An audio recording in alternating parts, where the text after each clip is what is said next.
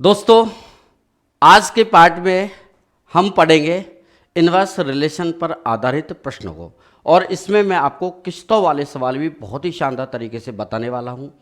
तो दोस्तों, सबसे पहले हम समझते हैं इसका कॉन्सेप्ट। तो आपको सिंपल इंटरेस्ट का फॉर्मूला पता है, क्या होता है? PTR/100 होता है ना। अब इसमें कई चीज़ें भरी हुई है, वो आप देखो। यानी ब्याज डिपेंड करता है मूलधन पे, समय पे और दर पे डिपेंड करता है। दोस्तों, अगर किसी प्रश्न में मान लो यूं आ जाए कि मूलधन फिक्स है, मूलधन क्या है? फिक्स है, तो ब्याज डिपेंड होगा दर पर और समय पर, क्योंकि 100 तो सबके लिए कॉमन है। अगर किसी में बोल दे कि सिंपल इंटरेस्ट भी फिक्स है, तो इसका मतलब वो डिपेंड हुआ दर पे और समय पे। तो आप फिक्स चीज को एक बोल दो, आप थोड़ी देर के लिए फिक्स जैसे चीज एक हो गई। तो ये जैसे एक कह दिया हमने, ये भी एक कह दिया, और ये बराबर को मैंने लगा दिया प्रोपोर्शनल। तो R गुणा T बचा। जैसे मैंने कहा फिक्स है, क्या क्या फिक्स है? आपने कहा सर सिंपल इंटरेस्ट भी फिक्स है और मूलधन भी फिक्स है, इसको मैंने एक बोल दिया। तो यानी वहां एक प्रोपोर्शनल R इंटू टी हो गया, तो मैं यूं कह सकता हूं कि रेट जो है वो 1/T हो जाएगा। तो इससे क्या समझ में आया? इससे समझ में आया, अगर किसी प्रश्न में कहे कि ब्याज बराबर है और मूलधन भी उतना ही जितना पहले था, तो दर और समय एक दूसरे के उल्टे होते हैं। ठीक है? अगर ब्याज और मूलधन समान है किसी प्रश्न में, तो दर और समय एक दूसरे के उल्टे होते हैं। ये आपके समझ में आया। फिक्स को यहां बोलते हैं समान होना। एक कॉन्सेप्ट तो ये है दोस्तों, एकदम सिंपल तरीके से मैं आपको लिख देता हूं। ठीक है? अगर मान लो किसी प्रश्न में आपको यूं बोल दे कि सिंपल इंटरेस्ट भी इक्वल है और समय भी इक्वल है, दो दो चीज बोल दी, समय भी इक्वल है और ब्याज भी इक्वल है। ठीक है? ये दोनों चीज आपको बोल दिया, तो फिर क्या होगा? तो आप कहोगे कि सर ये भी फिक्स कर दिया, मतलब एक कर दिया, और यहां टाइम को भी एक कर दिया, तो मैं कह सकता हूं एक बड़ा प्रोपोर्शनल क्या हो जाएगा? ये भी फिक्स हो गया। पूरा लिख दो आप, तरीके से समझ लो। Simple interest PTR/100। तो आप कहोगे सर ये भी फिक्स है और ये भी फिक्स है, और ये 100 तो सबके लिए कॉमन है ये। यानी मूलधन प्रोपोर्शनल टू 1/T लिख सकते हैं, क्योंकि यह कुछ नहीं एक, तो टी कहाँ आएगा? जस्ट इसके नीचे, और बराबर को मैंने बोल दिया प्रोपोर्शनल अनुक्रमानुपाती। ये रेशियो को डिपेंड करता है। यानी मूलधन और समय एक दूसरे के क्या हो गए? उल्टे हो गए। तो मैं यहीं से समझ पा रहा हूं दोस्तों, अगर ये और ये चीज फिक्स है तो ये दोनों एक दूसरे के उल्टे होते हैं। मतलब इसका 5/8 का रेशियो तो इसका 8/5 का रेशियो हो जाएगा। अगर मान लो किसी प्रश्न में आपको बोल दे कि ये फिक्स है, तो P और R एक दूसरे के उल्टे हो जाएंगे। अगर किसी प्रश्न में बोल दिया कि दर फिक्स है तो और ब्याज फिक्स है, तो P और T क्या होंगे? एक दूसरे के उल्टे होंगे। अब इसमें हम ये भी बताऊंगा मैं आपको कि अगर ब्याज ही इक्वल है तो मूलधन का रेशो क्या होगा, अगर मिश्रण बराबर है सबके लिए तो मूलधन का रेशो क्या होगा। इन सब बातों को हम करेंगे। ठीक है? तो आप इस कॉन्सेप्ट को लिखो, फिर कुछ अच्छे प्रश्नों में और आपको समझाता हूं। हाँ जी दोस्तों, अब जो भी समझना है प्रश्नों की सहायता से समझो, मैं और अच्छी तरह आपको एक्सप्लेन कर पाऊंगा। क्वेश्चन कह रहा है कि दो बैंकों ए तथा बी की ब्याज दरों का अनुपात 5:4 है। दो बैंक के जो ब्याज दर देती है, रेशियो है, वो 5:4 है उनका। ठीक है? एक व्यक्ति अपनी बचत इन बैंकों में, बचत का मतलब अपनी सेविंग, सेविंग का मतलब उसका धनी हुआ, तो ये एक तरीके से मूलधन है, इन बैंकों में इस प्रकार जमा करता है कि प्रत्येक छमाही, छमाही के हिसाब से, हर 6 महीने के हिसाब से दे रहा है, तो प्रत्येक छमाही में उन बैंकों से बराबर ब्याज मिले। दोस्तों, ये चीज़ को देखो, बराबर ब्याज मिले प्रत्येक छमाही में, मतलब एक का भी धन 6 महीने है, बी का भी धन 6 महीने, इसका मतलब समय समान है, और बराबर ब्याज मिल रहा है, यानी ब्याज भी इक्वल है। तो वह अपनी बचत को, मतलब मूलधन को, किस रेशियो में इन बैंकों में जमा करता है? मूलधन का रेशियो। तो मैं आपको कॉन्सेप्ट दोबारा समझाता हूँ दोस्तों। मैंने क्या समझाया कि सिंपल इंटरेस्ट होता है PTR/100। 100 तो सबके लिए फिक्स होता है, वो तो कोई दिक्कत ही नहीं। डिपेंड किस पे कर रहा है इसमें? आप कह पा रहे हो सर इसमें ब्याज बराबर है, उसको हटा दो। और क्या बराबर है? सबका टाइम बराबर है। क्यों? 6 महीने हैं सभी के लिए। वार्षिक क्या दे या छमाही दे, टाइम तो दोनों का इक्वल ही हुआ। अब जो चीज़ फिक्स कर दी उसको आप एक कह दो और उसको काट दो, एक तरीके जो फिक्स है उसको हटा ही दिया करो। तो मुझे बताओ, अगर P का मान निकालोगे तो ये R कहाँ आएगा? नीचे आएगा। तो P प्रोपोर्शनल टू 1/r। अब प्रोपोर्शनल लगाओ तो भी दिक्कत नहीं, तो बराबर लगा दो, कौन से आपसे पूछने वाला है क्या है।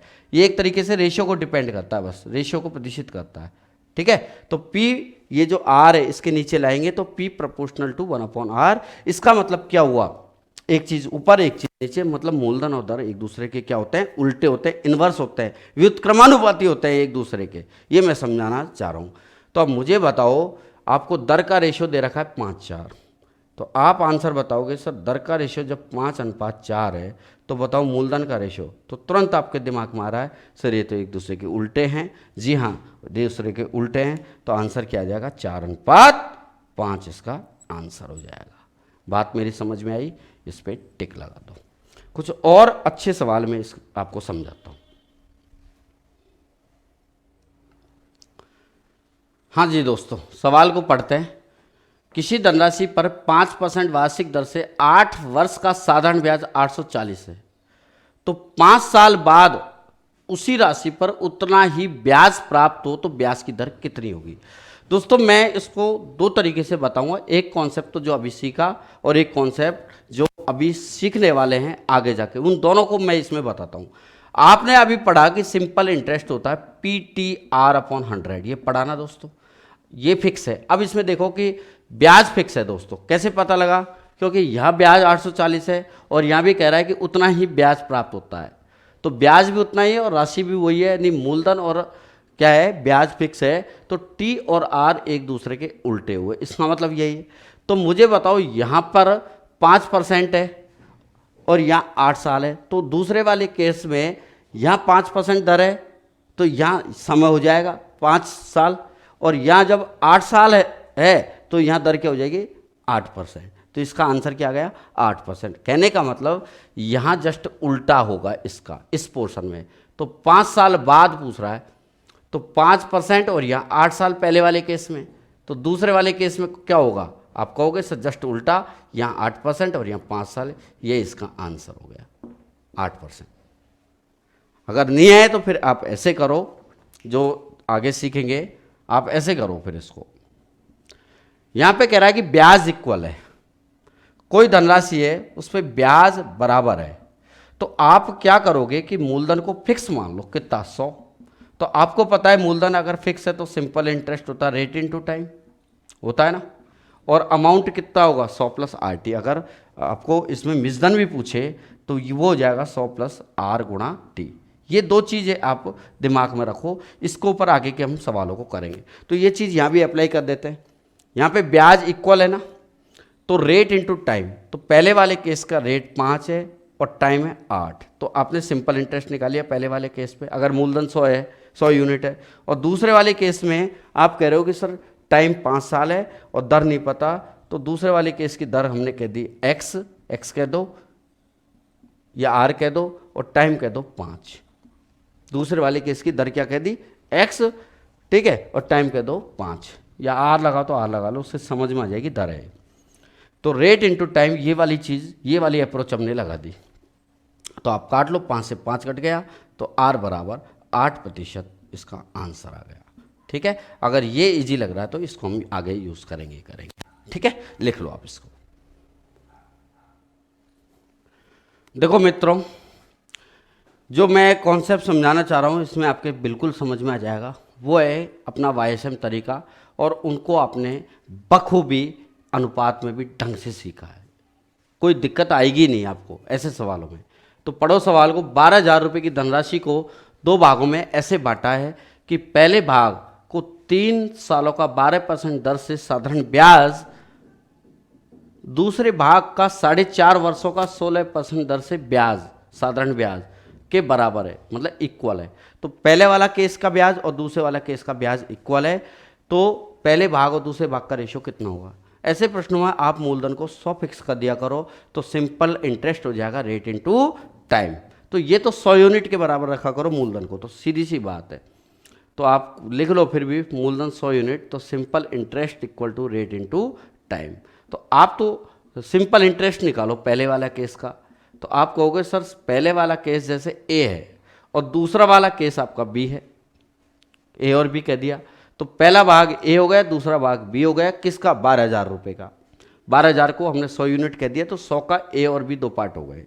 अब क्या करें, आप कह रहे हो कि सर अगर ए रुपये पर ए पर हम देखें तो ए पर समय 3 है और दर 12 है, तो रेट इंटू टाइम कितना हो जाएगा, 3 गुणा 12। ये बात सबकी समझ में आ रही है। रेट इंटू टाइम ए रुपये पर इतना ब्याज हो जाएगा, और बी रुपये पर ब्याज कितना होगा, आप कहोगे सर 4.5 के हिसाब से 16%, इन दोनों को गुणा कर दो, तो 4.5 मतलब 4 दूनी 8, 9/2 इंटू 16, ये दोनों आपस में क्या होंगे, बराबर होंगे। क्यों, क्योंकि क्वेश्चन कह रहा है ब्याज बराबर है। मेरी बात समझ पा रहे हो आप लोग। चलिए, तो मैंने क्या किया, 2 पार्ट कर लिए ए और बी, और आपको पता है कि ब्याज बराबर है तो रेट इंटू टाइम, अगर कहता मिश्रण बराबर है तो 100 + 8 ही कर देता मैं, है ना। तो ये भी रेट इंटू टाइम कर दिया। अब आप काट लो, कट रहा हो तो 2 से कट रहा है 8 बार। अब और देख लो, कट सकता है क्योंकि पूरी चीज़ गुणा में है तो कट सकता है। तो 3 तिया 9, 4 तिया 12 और 4 दूनी 8, 3 से 3 भी कट गया। लो क्या बचा यहाँ, कुछ नहीं, 1 बचा। अब वाईएसएम ट्रिक लगा दो, जो भी होगी सामने, तो ए का मान तो जस्ट उसके सामने कितना है, 2, और बोलो बी का मान कितना आ जाएगा, 1। तो ए का मान 1, ए का मान 2 और बी का मान 1। तो ए और बी क्या थे, मूलधन का ही तो रेशियो था, मूलधन ही तो माने थे ए और बी, तो यही आपका क्या हो गया, आंसर। ठीक है, या आप ये तरीका भी यूज़ कर सकते हो दोस्तों। आप यदि फॉर्मूला याद है तो सिंपल इंटरेस्ट आपको पता है PTR/100 है। यहाँ पे क्या क्या समान है, आप कहोगे सर 100 समान है, सिंपल इंटरेस्ट भी समान है, और मूलधन जो भी है वो हमें निकालना है।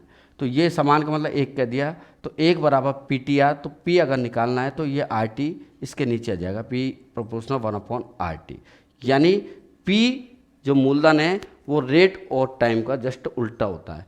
तो 1/32 और 1/4.5 इंटू 16 कितना हो जाएगा, 4.5 इंटू 16 कितना आया था, 2 × 16 72।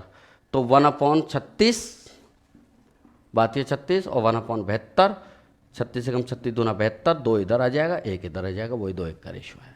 आप ऐसे भी कर सकते हो, लेकिन ये ज़्यादा इजी लगेगा आपको, मैं यही प्रोसीजर आपको समझाऊंगा। हाँ जी दोस्तों, इस सवाल को आप वाईएसएम ट्रिक से भी कर सकते हो और P प्रोपोर्शनल टू 1/RT वाले कॉन्सेप्ट से भी कर सकते हो। ठीक है, दोनों एक ही जैसे है, कोई ज़्यादा फर्क नहीं है।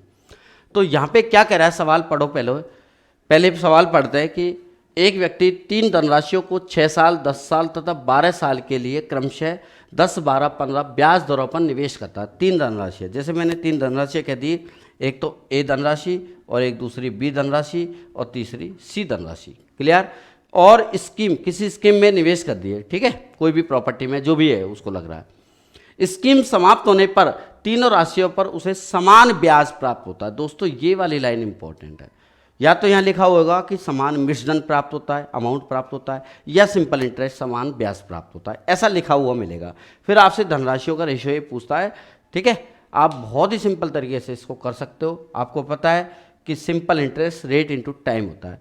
तो ए रुपये पर क्या टाइम है, 6 साल, कितना परसेंट, 10%, क्रमशः लिख रहा है ना, क्रमशः 10%। तो 6 साल वाला तो 10% पर दिया, और जो दूसरा पार्ट है उसमें क्या करेंगे, 10 साल वाला 12% पे दिया, और तीसरा जो पार्ट है उसमें क्या हुआ कि 12 सालों के लिए दिया 15% पर, और वो सब क्या है, बराबर है। तो रेट इंटू टाइम है दोस्तों, ये क्या है आपका simple interest, rate into time. ठीक है, वो इक्वल है सभी के लिए। ये बात सभी के बहुत अच्छी तरह आपके दिमाग में घुस रही होगी, है ना, आना भी चाहिए। काफ़ी खास सवाल है हम लोगों के लिए दोस्तों ये। चलिए, अब आपको काटना है, सभी जगह से काट लेते हैं। तो आपको सभी को दिखाई दे रहा है कि 6 दूनी 12 और ये भी 6 दूनी 12 हो जाएगा। ओके, और देखो 5 से भी कट रहा है, 5 दूनी 10, 5 दूनी 10 और 5 दिया 15 हो गया। अब और कट रहा है क्या, जी हाँ, और भी कट रहा है, ये 2 कट गया, ये 2 कट गया और ये 2 कट गया। तो यहाँ कुछ नहीं, क्या बचा, 1 बचा। ठीक है, 1 लिख दिया जैसे मैंने। तो ये 1 है, ये 2 भी और ये 3 सी। अब आपको रेशो वाला पोर्शन याद रखो, जब भी हमें ऐसे मिलता है 2 बी और 3 सी, ये 1 है, तो आप क्या करते हैं, आप इन तीनों का एलसीएम लेते हैं, 1 का 2 का 3 का, और एलसीएम में भाग दे देते हैं, एबीसी का रेशियो आ जाता है। कई तरीके हैं, या मैंने ये भी बताया कि ए के जो चिपक रहा है जस्ट उसका उल्टा, तो 1 का उल्टा 1/1, और बी के चिपक रहा 2, तो जो जिसके चिपक रहा है जस्ट उसका उल्टा मान हो जाएगा, तो 2 का उल्टा 1/2, ये 1/3, एलसीएम ले लो। तो पहले ले लो ना एलसीएम 6, तो आप चीज़ों को सीखो। देखो 1 का भाग 2, 6 में 6 आएगा, 2 तिया 6 और 3 दूनी 6, मतलब एबीसी का रेशियो हो गया 6:3:2, इसका आंसर हो गया। अब दोस्तों आप इसको ऐसे भी कर सकते हो डायरेक्ट, क्या कि आपको पता है कि सिंपल इंटरेस्ट PTR/100 होता है, सिंपल इंटरेस्ट फिक्स है, तो मूलधन रेट और टाइम का जस्ट उल्टा होगा। तो बस आप सभी का मूलधन निकालो ना, मूलधन किसके बराबर होगा सबका, 1/RT के, तो 1/RT तो 6 × 10 1/60 आ जाएगा। ठीक है, ऐसे 10 × 12 1/120 हो जाएगा, और 12 × 15 कितना हो जाएगा, 1/12 60, 0 6 12 6 180। अब आप इसको काट लो, 60 × 60, 60 दूना 120, 60 × 180, तो वही एलसीएम ही तो ले रहे हो 6, 1 का भाग दिए थे 6 आ गया, 2 तिया 6 और 3 दूनी 6, अनुपात में एलसीएम का कोई मतलब नहीं है, तो वही 6 3 2 आ रहा है। तो ये वाईएसएम तरीका बेस्ट है, इसको हम और सवालों पे यूज़ करते हैं दोस्तों। ठीक है, यहाँ आप चाहो तो इसको भी यूज़ कर सकते हो, इसको थोड़ा सा ध्यान रखना पड़ेगा इसका, और यहाँ ध्यान रखने की जरूरत नहीं है क्योंकि लाभ हानि में भी इस प्रोसीजर को यूज़ किया, बहुत सारी जगह हमने यूज़ किया है। चलिए नेक्स्ट सवाल समझते हैं। आइए मित्रों, इसको भी उसी खूबसूरत तरीके से समझते हैं। दोनों टेक्निक मैं आपको बताने वाला हूँ। 793 को 3 भागों में ऐसे बांटो कि 2 साल, 3 साल और 4 साल के पश्चात उनके क्या समान हो, मिश्रधन समान हो। दोस्तों ये लाइन मैंने यहाँ पकड़ ली। यदि ब्याज की दर 5% है तो तीनों भागों का रेशियो कितना होगा। तीनों भाग आपने जैसे कहा कि सर हमने एबीसी बोल दिया, ठीक है, एबीसी में लिख दूंगा। अब मुझे बताओ क्या समान है। आप कहोगे सर मिश्रधन समान है। अगर मूलधन 100 रुपये 100 इकाई है, 100 इकाई आपका 793 है, तो ब्याज बताओ रेट इनटू टाइम, और मिश्रधन बताओ 100 प्लस रेट इनटू टाइम ही तो होगा। तो मैं कहीं अगर लिखूं यहाँ तो simple interest rate into time और अमाउंट हो जाएगा, मिश्रधन हो जाएगा 100 प्लस RT। ये बार बार मैं चीज़ को लिखे जा रहा हूँ, समझाया जा रहा हूँ, ठीक है, ताकि आपको अच्छी प्रैक्टिस हो जाए इन चीज़ों की। तो A इंटू 100 प्लस रेट कितनी है, आप कहोगे सर 5 है, टाइम कितना है 2 साल। तो पहला पार्ट ये हो गया। दूसरा part B into 100 plus rate into time, rate 5 सबके लिए फिक्स है, टाइम या 3 साल। ऐसे ही तीसरे पार्ट के लिए 100 प्लस रेट वही 5 और टाइम 4 साल। बात मेरी समझ में आ रही है। तो A इंटू तो 100 और 10 110 हो जाएगा, और B इंटू 115, और ये हो जाएगा C इंटू 120।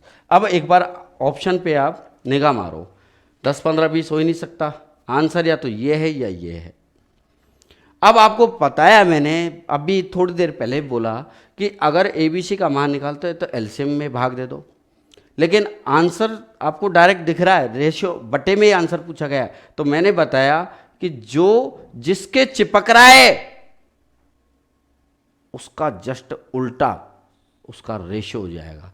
1 के 2 चिपक रहा है तो 1/2 उसका आंसर, 1 के 3/2 चिपक रहा है तो 1 का मान 2/3, जस्ट उसका उल्टा। इससे ज़्यादा सिंपल बात है ही नहीं दोस्तों। तो 1 के 110 चिपक रहा है तो उसका उल्टा 1/110, 115 का उल्टा ये कर दो, और इसका उल्टा 1/120, ये इसका आंसर हो गया। ठीक है, और रही बात कॉन्सेप्ट से करने की, तो उस कॉन्सेप्ट में भी वही चीज़ आने वाली है, कौन सी अलग है उसमें भी। कॉन्सेप्ट में बस यही है, ठीक है, रेड पेन से लिखता हूँ ताकि आपको डिफरेंट लगे।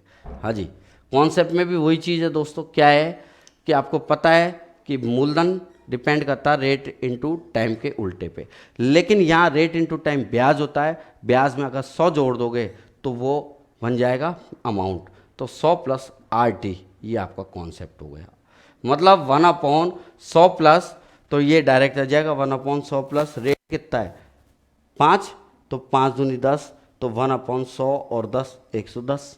ऐसे ही मतलब मैं कहना चाह रहा हूँ अगर इसके थ्रू आप करो तो आप क्या करोगे, बाउंड्री खींच देता हूँ पहले। हाँ जी, तो आप इसके थ्रू करोगे तो मूलधन का क्या आएगा, 1/100 प्लस रेट 5 और टाइम 2, 5 दूनी 10। अब आप कहोगे सर समझ गए, क्यों मेहनत कर रहे हो, लेकिन फिर भी भैया मेरे को तो करनी पड़ती है, मैं क्या करूं, मेरा काम ही मेहनत करने का है। आप भी करो ना फिर। 100 प्लस 5 चौका 20, तो 1/110, 1/115 और 1/120 कर रहा है। तो आप यदि याद है तो ऐसे करो, नहीं भाई सेम तो है ही। चलो कॉपी करो।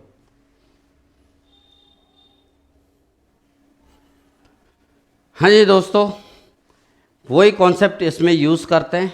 पहले तो आराम आराम से सवाल को पढ़ते हैं।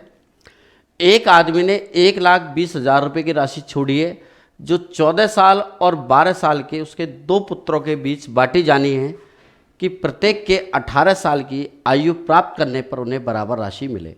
तो छोटा पुत्र है 12 साल का, बड़ा पुत्र है 14 साल का। तो 18 साल बाद पैसा मिल रहा है, मुझे बताओ 18 साल बाद जो पैसा मिलेगा वो क्या होगा, वो ब्याज होगा क्या?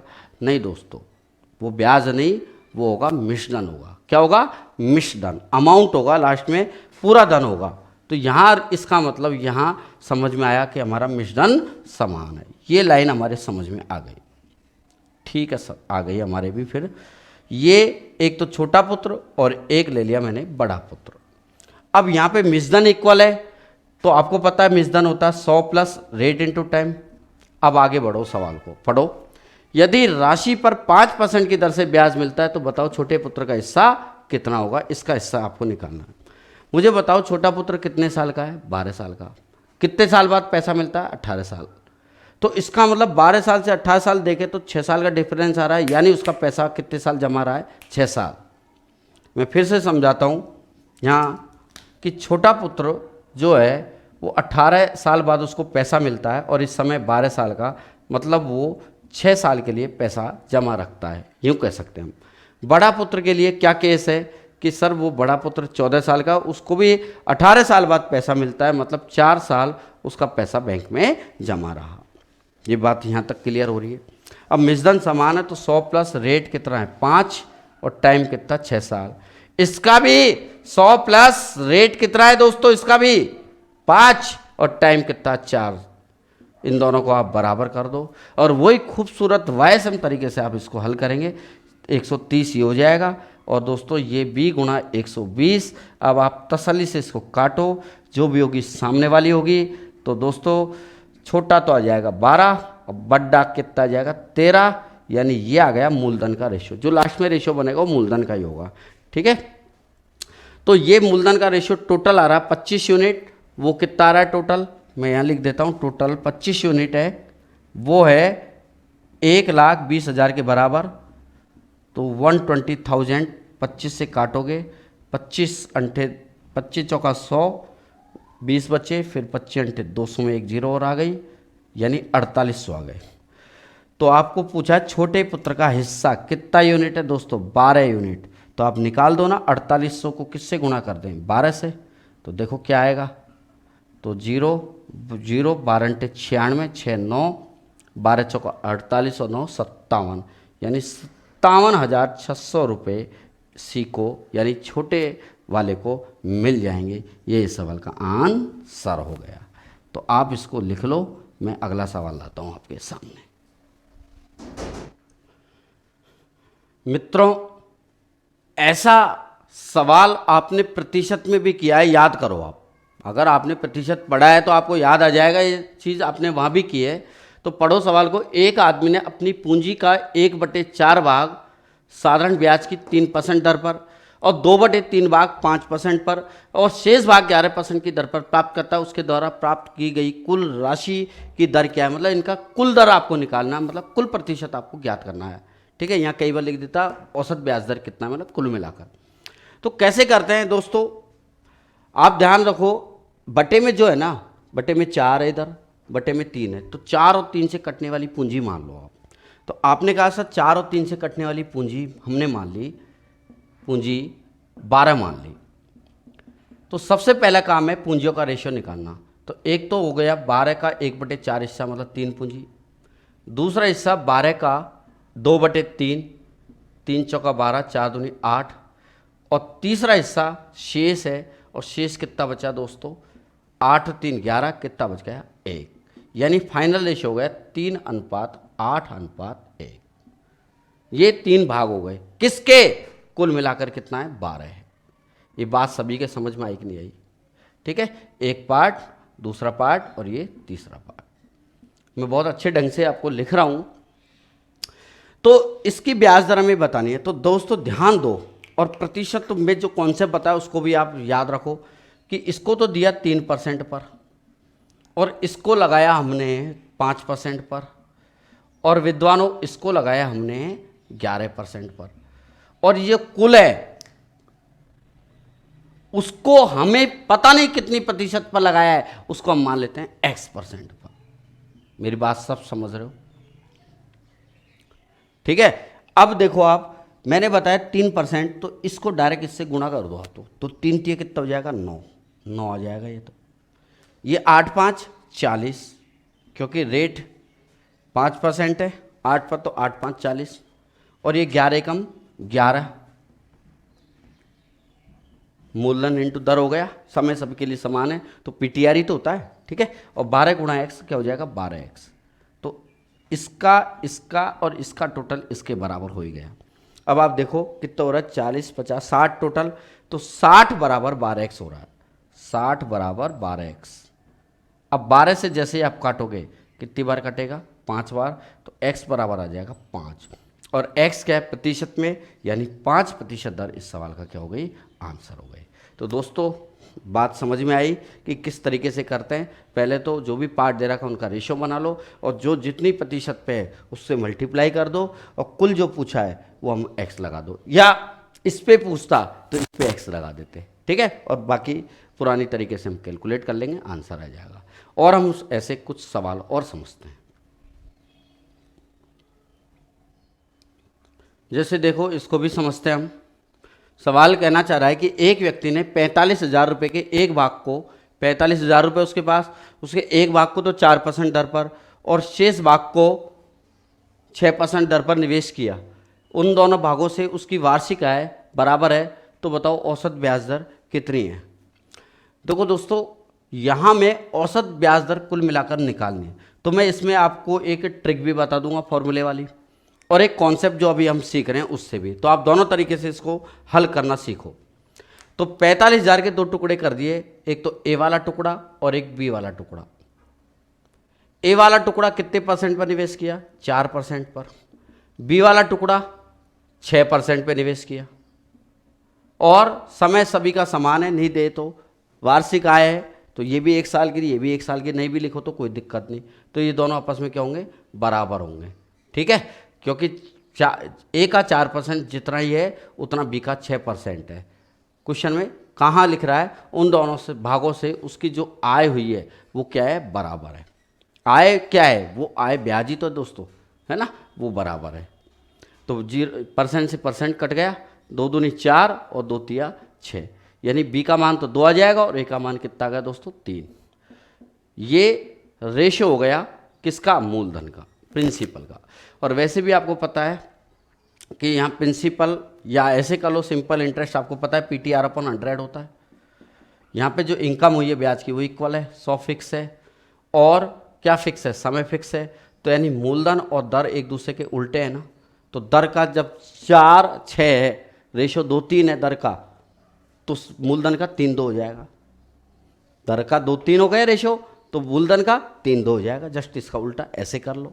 तो सब तरीके आपको आना चाहिए, हर तरीका होना जरूरी है, रास्ता, कई रास्ते आने चाहिए, तभी आपको पता है कि अगर यहाँ मुसीबत आ रही है तो तुरंत अपना आप इस रास्ते से जाकर यहाँ पहुँच जाओगे, है ना। यही गणित है, और जितना आप प्रैक्टिस करोगे उतनी, और जितनी मेहनत करोगे उतनी आपकी फिनिशिंग आएगी मैथमेटिक्स में।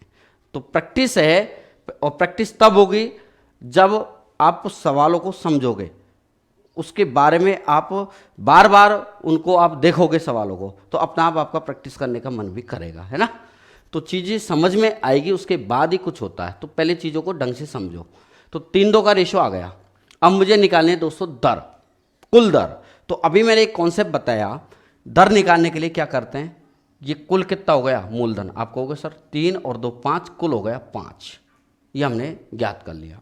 अब इस 3 रुपये को कितने % पे लगाया है, अब पुरानी वही विधि, पिछले वाले में तो आपको पता था कि मूलधन का पार्ट क्या है, दर दे रखी थी, तुरंत आंसर आ गया। यहाँ आपने पहले तो मूलधन का पार्ट निकाला है, मूलधन का पार्ट आने के बाद अब आप वही प्रोसीजर निकालो कि इसको तो 4% पर दिया है और इसको दिया है कितना 6% पर, और हमें कुल मिलाकर निकालना, हमने कह दिया x% है कुल। तो ये तो हो गया 4 तिया 12, ठीक है, प्लस 6 दूनी 12 बराबर 5 गुना x 5x, तो ये हो जाएगा 24 बराबर 5x, 5 से काटोगे तो कितना जाएगा x बराबर 5 चौका 20.10 चिपका दो, 5 8 40, यानी 4.8% दर कुल दर हो गई उसकी, औसत दर या कुल दर जो भी आपका हो, ठीक है। ये इसका आंसर आ गया। अब साथियों ये तो रिपीट करके और देख लेना आप, मैं आपको एक फॉर्मूले वाली ट्रिक और बता देता हूँ। वो फॉर्मूले वाली ट्रिक कब लगती है दोस्तों, अगर किसी प्रश्न में आपसे कहे कि ब्याज इक्वल है, ठीक है, ब्याज इक्वल है, तो फिर क्या करते हैं दोस्तों, हम जो आपको दे रखी है ब्याज इक्वल है तो 2r1r2 upon r1 plus r2, ये फॉर्मूला जैसे ही आप लगाओगे आपको मिल जाएगी औसत दर। क्या मिल जाएगी? औसत दर, ठीक है। तो दो पार्ट है इसमें, एक तो 4% दर वाला और एक 6% दर वाला, तो आपको इनको मिक्स दर बनानी है, कुल दर बनानी है। तो कुल दर के लिए आपका ये फॉर्मूला अप्लाई आपका हो जाएगा 2r1r2 upon r1 plus r2। तो देखो 2r1 कितना है 4, r2 कितना है 6 बटे 4 प्लस 6, तो 6 चौका 24 दूना 48 बटे 10, साथियों कितना आएगा वही बटे में 1 0, तो पॉइंट के बाद एक अंक, यानी 4.8% इस सवाल का आंसर हो जाएगा। मैच करा लो। तो आप ये भी बढ़िया है, ये कब लगेगा? जब आपका ब्याज इक्वल हो और पहले दर एक पार्ट पे r1% दर लग रही हो, दूसरे पार्ट पे r2% दर लग रही हो, और इनको मिक्स करना हो, मतलब इनका एवरेज हमें निकालना हो, तो ये वाला फॉर्मूला आप अप्लाई करो। चलो एक सवाल और मैं आपको इस पर समझाता हूँ। चलिए देखो एक और सवाल, 1750 रुपये की राशि को दो भागों में बांटना है कि पहले भाग पर 8% की दर से वार्षिक ब्याज, दूसरे भाग पर 6% की दर से वार्षिक ब्याज के बराबर है, तो बताओ प्रत्येक भाग पर ब्याज कितना होगा। अब दोस्तों इसमें ब्याज पूछा गया है। अब सवाल कई तरीके के घूम जाते हैं, सिस्टम हमारा वही है ना। कैसे करेंगे कि हमने दो पार्ट कर लिए, एक तो ए और बी, इस पे 8% जो ब्याज लग रहा है और इस पे जो 6% जो ब्याज लग रहा है वो आपस में क्या है, बराबर है ना। अगर वो कॉन्सेप्ट दिमाग में नहीं है, समय दर वाला है ना या मूलधन दर वाला, तो आप ये इसको यूज़ करो, और यही हम करते हैं इतनी देर से। तो ए का मान तो 3 हो गया और बी का मान 4 हो गया, सिंपल सा है, ए का मान 3 बी का मान 4, किसका रेशियो? मूलधन का। अब टोटल कितना है? 1750, हम कह रहे हैं टोटल 7 है, तो 7 यूनिट 1750, एक यूनिट देखो 7 दूनी 14, 7 5 35, 250 आ गया, 7 दूनी 14, 7 5 35, ठीक है 250। अब 250 हो गया तो इसका निकाल लो, 4 इकाई निकाल लो, तो 250 गुणा 4 कितना हो जाएगा? 250 से मल्टीप्लाई कर देता हूँ, 1000 रुपये आपका क्या हो जाएगा? मूलधन हो जाएगा, बी वाला, ये मूलधन है। अब 1000 रुपये मूलधन हो गया, चाहे तो इस पे मूलधन निकालो, इस पे निकाल लो, ब्याज तो दोनों का एक ही है, क्योंकि ब्याज समान है, साफ साफ कह रहा है, तो चाहे इस पे ब्याज निकालो चाहे इस पे ब्याज निकालो। अब 1000 रुपये पर मुझे बताओ क्या दर है? आप कहोगे सर 1000 रुपये पर 6% दर है, यहाँ देख लो चाहे यहाँ देख लो, तो 1000 रुपये पर 6% दर के हिसाब से ब्याज कितना होगा? आप कहोगे सर ब्याज हो जाएगा 1000 गुणा 6/100, 2 0 कट गया, कितना? 60 रुपये। तो प्रत्येक दशा में ब्याज है 60 रुपये, चाहे इधर देखो चाहे इधर देखो। इधर देखो तो वही 750, 750 का 8% निकाल लेना, आपका वही 60 रुपये आ जाएगा। क्लियर? आप इसको भी लिख लो। अब दोस्तों मैं आपको किस्तों वाले सवाल पढ़ाने जा रहा हूँ, बहुत ही ज़बरदस्त क्वेश्चन आते हैं इसके ऊपर, एकदम सिंपल तरीके से मैं आपको बताऊंगा। तो सबसे पहले मैं आपको कॉन्सेप्ट समझा देता हूँ कि ये किस्तों वाली चीज़ है क्या। तो कॉन्सेप्ट आप समझो, जैसे मान लो कोई धन अपन ने उधार लिया, ठीक है, कोई धन उधार लिया और वो किसी निश्चित समय बाद चुकाया गया, पूरा का पूरा, जैसे मैंने वो निश्चित समय कह दिया, टी समय, या कोई 4 साल कह दिया, 5 साल 4 साल जो भी है, आप एग्जाम्पल के तौर पे ले लो। तो कोई धन उधार लिया और वो उधार जो धन है वो 4 साल बाद आपने चुकाया, पूरे 4 साल यूज़ करके, तो आप उसमें क्या दोगे? आप कहोगे सर उसमें ओरिजिनल धन भी देंगे और हम इसमें ब्याज भी चुकाएंगे, सिंपल इंटरेस्ट भी चुकाएंगे। ये लास्ट का पूरा 4 साल यूज़ करने के बाद ये आपने धन चुकाया। बहुत गौर से समझना इस कॉन्सेप्ट को, मैं कह रहा हूँ कि ऑप्शन के थ्रू ही आप आंसर निकाल पाओगे। अब मैं एक चीज़ बताता हूँ, यही धन, यही उधार धन आप दोस्तों किस्तों में चुकाते। यहां तो आपने पूरे के पूरे 4 साल यूज किए धन को, तो लास्ट में ब्याज दिया। अब यही धन आप किस्तों के रूप में चुकाते कि 1 साल जैसे यूज किया आपने 100 रुपये चुका दिए जैसे, ठीक है। वही 1 और साल आपने यूज किया 100 रुपये चुका दिए, 1 साल और यूज किया आपने उसमें 100 रुपये चुका दिए, ठीक है, एग्जाम्पल के तौर पे लिया है मैंने। और 1 साल और यूज किया, कोई आपने 100 रुपये चुका दिए, या 100 की जगह आप कह दो कि 100 रुपये चुका दिए, आप तो यूँ मान लो, ठीक है। कुछ यहाँ जमा करा दिया, कुछ यहाँ जमा करा दिया, कुछ यहाँ जमा करा दिया, और एकदम लास्ट में कुछ यहाँ जमा करा दिया। मतलब ये 1 साल बाद मैंने जमा कराया है, ठीक है, पूरा 1 साल यूज़ करने के बाद। जैसे 1 साल और हुई तो ये X और जमा करा दिए, जैसे 1 साल और हुई एक ये जमा करा दिया, और जैसे ही 1 और साल हुई तो ये लास्ट में जमा करा दिया। अब जैसे ही जमा कराया तो यहाँ पे आप कहोगे कि सर यहाँ से यहाँ तक पूरा धन हमने दे दिया ब्याज सहित, तो यहाँ पे जो आया, यहाँ पे क्या आया? मूलधन प्लस जो भी इंटरेस्ट आया वो आया, वो लास्ट में इतना हमने चुकाया।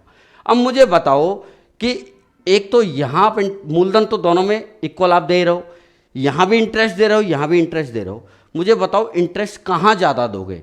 आपका जवाब आएगा कि सर इंटरेस्ट हम इस वाले में ज़्यादा देंगे।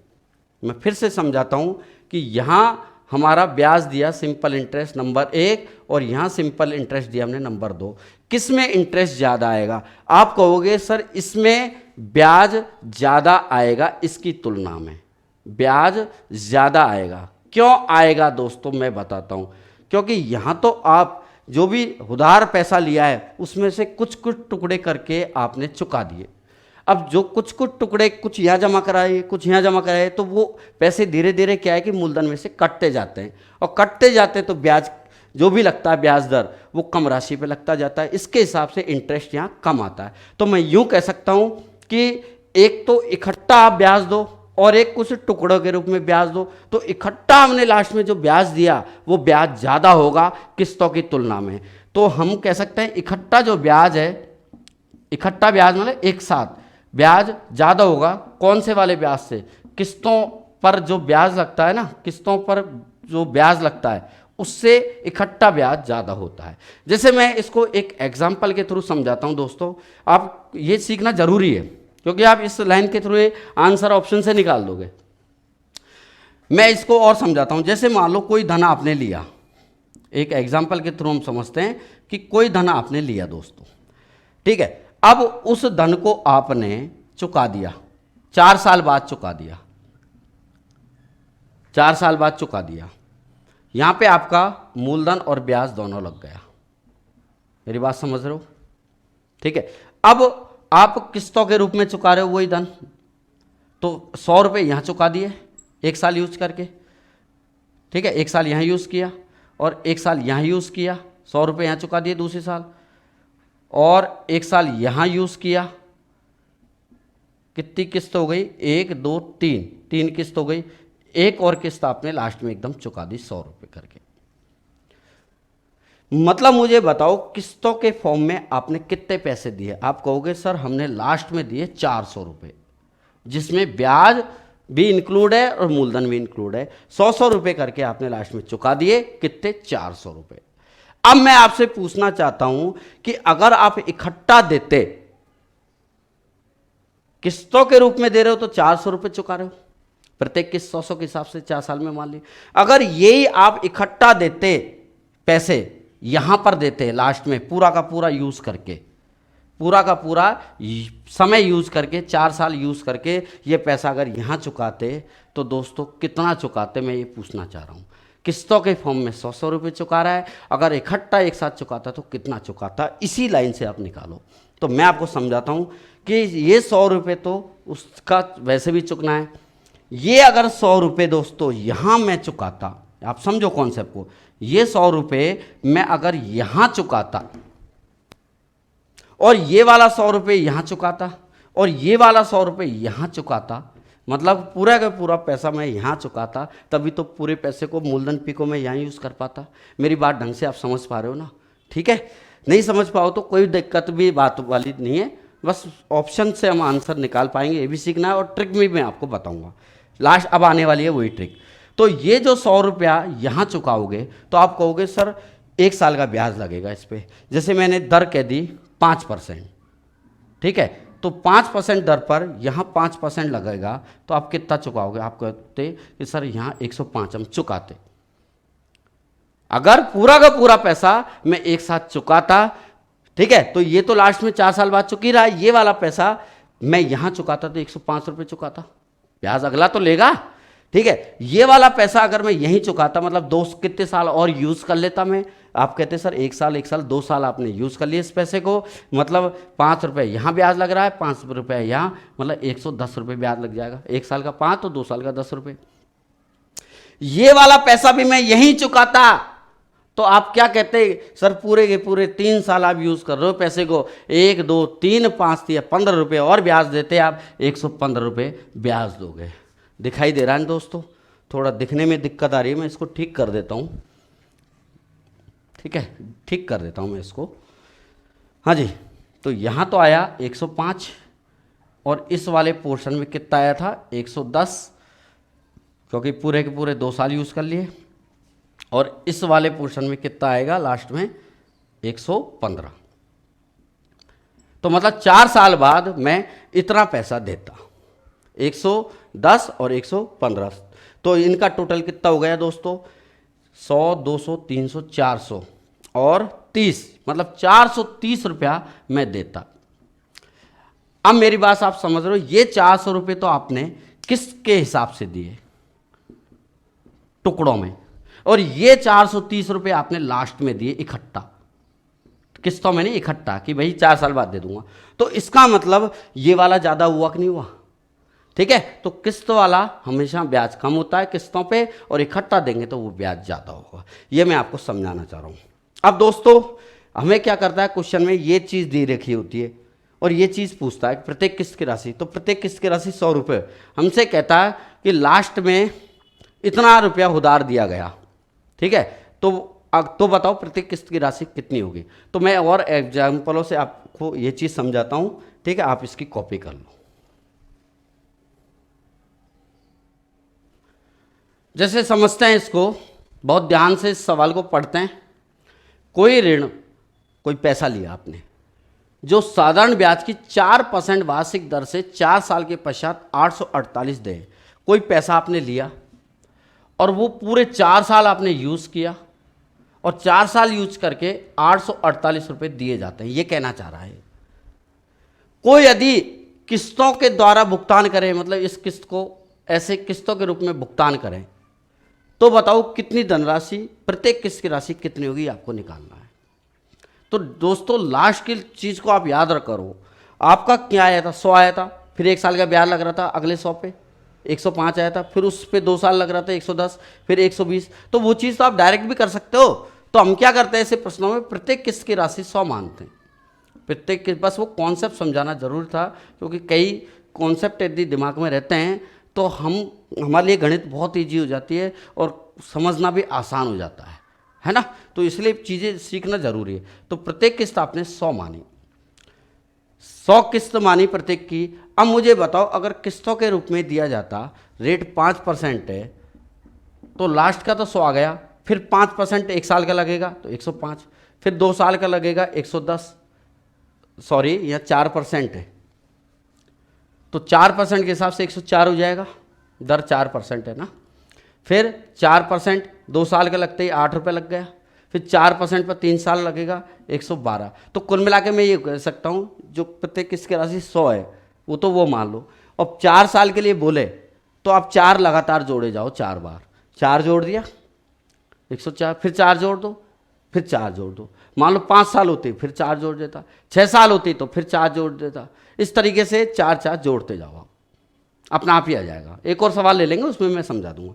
तो यूं बताओ लास्ट में आप कितने रुपए देते हैं? तो आप कहते हैं कि 4 साल बाद हम देते इतने रुपए, किस्तों के हिसाब से तो 100 400 देते, लेकिन हम किस्तों के हिसाब से इकट्ठा एक साथ देते तो इतना देते। तो 8 4 12 और 2 14 का 4 1, तो 1 2 3 4 5, मैंने क्या कर दिया 4 8 12 2 14 4 1 2 हो गया, ये 424 आ गया। तो 424 यूनिट की जो वैल्यू है दोस्तों वो 848 है। मतलब हम इकट्ठा 424 यूनिट देते और किस्तों के रूप में हम 400 देते हैं। ये तो 24 का फर्क आ रहा है ना, ऐसे भी हो जाता है कई बार। तो 424 यूनिट 848, तो 1 यूनिट साथियों कितना गया 2, और प्रत्येक किस्त की राशि 100 यूनिट है, तो 100 यूनिट आ जाएगा 100 गुणा 2, 200 रुपये आंसर। ठीक है, ये हो गया आंसर, ये लो टिक लगा लो। अब दोस्तों एक चीज़ और देखो आप, मैं यूं बताओ, फिर से बताओ मेरे को कि इकट्ठा 4 साल बाद देते और किस्तों के रूप में देते तो पैसा कौन सा ज़्यादा लगता है? आप कहते सर इकट्ठा देते तो हम 848 देते और किस्तों के रूप में देते तो हम 848 से कम देते, 848 से कम पैसे देते, यानी 848 से कम पैसे दिए जाते किस्तों में। अब ध्यान करो कि 4 किस्तें, हर किस्त की राशि ये है, तो अगर मान लो चारों किस्त यही होती 212 के हिसाब से, तो 212 गुणा 4 कितना आएगा 848, बराबर हो गया? नहीं, गलत। किस्तों के रूप में कम आना चाहिए। 200 को 4 से गुणा करो, 800 रुपये का टोटल हम दे रहे हैं, यहाँ 1000 रुपये दे रहे हैं तो वो ज़्यादा हो गया। तो किस्तों में तो ज़्यादा दे ही नहीं सकते, किस्तों में तो कम देंगे। तो यहाँ 1000 दे रहे हैं 4 किस्तों में, यहाँ दे रहे हैं कितना 900, तो यहाँ पे 900 रुपये दे रहे हैं, यहाँ पे 1000 रुपये दे रहे हैं, यहाँ 800 दे रहे हैं, यहाँ 848 दे रहे हैं। तो कम होना चाहिए, तो कम यही तो आ रहा है 800 वाला, तो यही आपका आंसर हो गया। तो जरूरत ही नहीं पड़ी अगर कॉन्सेप्ट आपको याद है तो। ठीक है, लिख लो आप इसको। दोस्तों इसको आप अपने आप हल कर सकते हो, करके देखो एक बार। ठीक है, तो क्या तरीका है मैं फिर से आपको समझा देता हूं। 5 साल बाद दे 2200 रुपये, 5 साल बाद इकट्ठा अगर पैसे दो एक साथ तो 2200 रुपये दिए जाते हैं।